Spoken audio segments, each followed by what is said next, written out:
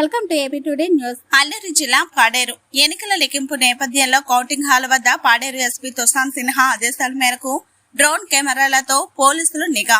8 గంటల లెక్కింపు మొదలు అవుతుండటంతో 6 గంటల నుంచి ఏజెంట్లను అధికారులను పూర్తి తనిఖీలు నిర్వహించి కౌంటింగ్ హాల్ లోపలికి పంపిస్తున్న పోలీసులు.